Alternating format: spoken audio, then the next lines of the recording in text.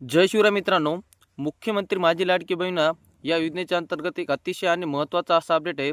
हेच अपडेट आपण आजच्या व्हिडिओच्या माध्यमातून जाणून घेण्याचा प्रयत्न करणार। तर मित्रांनो, तुम्ही पाहिलेच असेल, राज्य शासनाच्या माध्यमातून प्रत्येक वेळी या योजनेमध्ये काही ना काही बदल करण्यात येत होता। कारण की ज्यावेळेस आपण अर्ज भरत होतो, तर अर्ज भरत असताना काही महिलांची जी काय कागदपत्रे असेल त्याची पूर्तता होत नसल्यामुळे वेळोवेळी याच्यामध्ये नवीन GR काढून नवीन बदल करण्यात येत होते। तर मित्रांनो, याच्याच अनुषंगानं तुम्ही जर पाहिलेच असाल, लाडकी बहीण योजनेचा जो काही 6वा हप्ता, त्या हप्त्याच्या अगोदर सुद्धा बऱ्याच ठिकाणी तुम्ही पाहिलं असेल की याच्यामध्ये महिला अपात्र होणार, त्याच्यानंतर ज्या महिलांच्या नावाने 4 चाकी वाहन आहे त्या महिला अपात्र होणार, त्याच्यानंतर ज्या महिलांचं 2.5 लाखापेक्षा कमी उत्पन्न आहे त्या महिला याच्यामध्ये अपात्र होणार। अशा प्रकारच्या विविध चर्चा आपण या अगोदर पाहिलेल्या आहेत। तर मित्रांनो, याच्याच अनुषंगानं आता ह्या मुख्यमंत्री माझी लाडकी बहीण योजना या योजनेमध्ये मोठ्या प्रमाणामध्ये बदल होणार आहे। या सर्व महिलांच्या अर्जाची छाननी होणार आहे। याच्यामध्ये आता नेमक्या कोणकोणत्या महिला अपात्र होणार आहेत याची सविस्तर माहिती आपण या व्हिडिओच्या माध्यमातून जाणून घेण्याचे प्रयत्न करणार। तर मित्रांनो, याच्याच अनुषंगानं राज्यामधील ज्या काही महिला विविध योजनेचा लाभ घेत असतात त्याच्यामध्ये तहसीलच्या माध्यमातून देण्यात येणाऱ्या महत्त्वपूर्ण योजना म्हणजे संजय गांधी निराधार योजना, तसेच श्रावणबाळ योजना।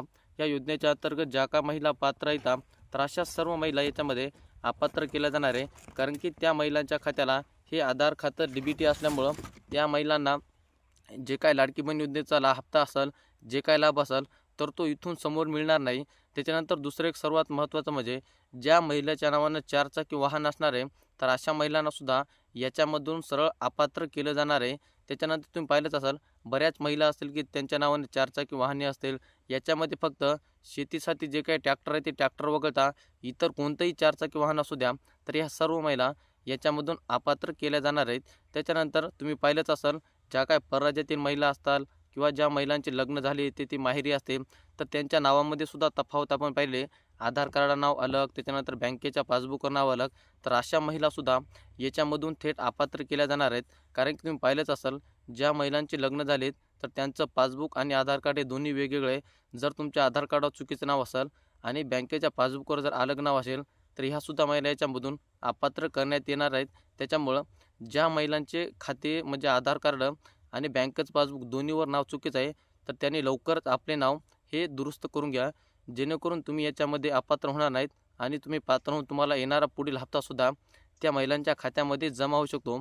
तर मित्रांनो, याच्यामध्ये असे विविध काही बदल होणार आहेत। त्याच्यानंतर हे सर्व अर्जाची छाननी केल्यानंतर शासनाच्या माध्यमातून एक प्रस्थापित GR काढण्यात येणार आहे आणि या GRच्या माध्यमातून सर्व जे काही अपात्र महिला आहेत याच्यामधून वगळण्यात येणार आहेत आणि नवीन निकषानुसार नवीन बदलासह ही योजना आता राबवली जाणार आहे। आणि याच्या अंतर्गत आता नेमके नवीन बदल कोणकोणते होणार आहेत, त्याच्यानंतर याच्यामध्ये अजून किती महिला अपात्र होणार आहेत याची संपूर्ण माहिती आपण येणाऱ्या प्रत्येक व्हिडिओच्या माध्यमातून जाणून घेण्याचे प्रयत्न करत आहोत। त्याच्यासाठी तुम्ही जर आमच्या चॅनलवर नवीन असाल तर चॅनलला एकदा नक्की सबस्क्राईब करून ठेवा, कारण अशाच प्रकारच्या संपूर्ण नवीन अपडेट तुमच्यापर्यंत पोहोचत राहतील। चला तर मित्रांनो, भेटत राहू नवीन माहितीसह नवीन व्हिडिओसह। धन्यवाद।